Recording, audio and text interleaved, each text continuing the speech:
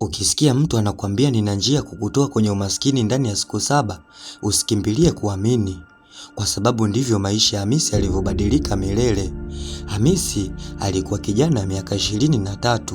Alikuwa amepoteza kazi yake ya udereva baada ya kampuni kufungwa. Siku 3 zilikuwa zimepita bila hata shilingi mfukoni. Alitembea polepole kuelekea nyumbani. Kila hatua aliyepiga ilionekana nzito. Alijua mama yake alikuwa akisubiri arudi na unga au sukari kidogo, lakini hakuwa na chochote. Alipoingia ndani, alimkuta mama yake amekaa kimya akitazama sufuria tupu. "Mwanangu, usijilaumu.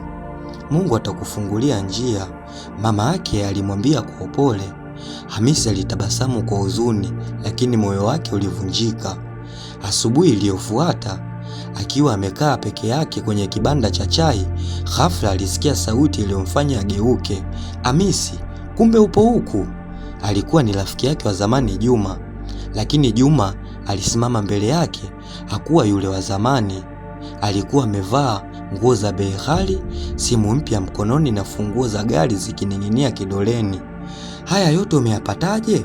Hamisi aliuliza kwa mshangao. Juma alitabasamu kisha akavuta kiti na kukaa karibu naye.